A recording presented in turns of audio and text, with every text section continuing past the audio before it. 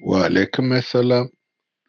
هو بوليار من شنام غير شو نكون بلان مجلس وارد برلمانتي بريد يغرماش ديبوتات أنا وارد شلورن اشتن بيري بر ديبوتات تكليب اديا مثلا اشتن ديبوتات شو يغرماش ديبوتات بير تكليب كير اديا ان شلور ريال سردار برد محمد انا مصدق بالرياض يوديشن بشرنا يا حاكم باثواليا اشتن كورمدو onun men şunun ya impeachment etmek ya vazifesinden çetleştirmek vardı teklip girdi yani.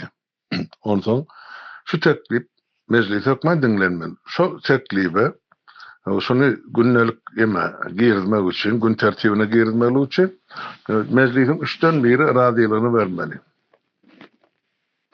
Yani 30 ömeden 100'den biri 30 şöyle onun berde de 25'ten üçten biri yine 8 ya 9 oluyordu.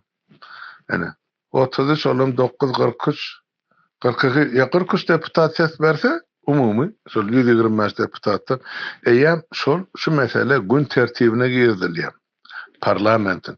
Ondan parlament şunu sese koyuyor. Şu teklif girden adam kim ol deputat mı? Hem fakatla bilen sonra çıkış ediyor. Yine şeyle. Ondan yurdun baş prokuror var. Hava men şunu tasdikleyen şeyle bol. Ya şu riyazatla bar. Ya bolmadı. Yani şu teklif var. Siz şuna ne ses veriyorsun? Ondan ses verilişine geçiliyor.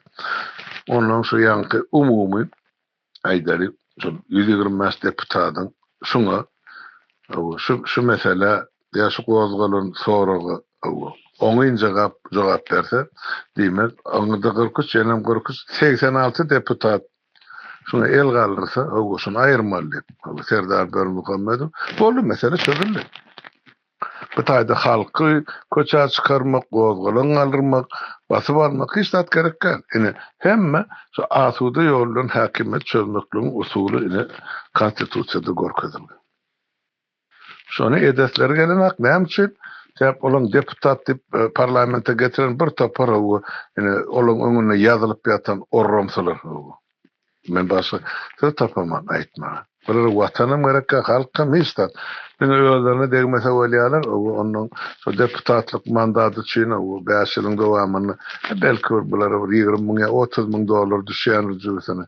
Yani şocağı pul için bunlar yine 52 trilyonluk yurdu üstüne oturan 3 milyon ilatına qırğına verip atıyor.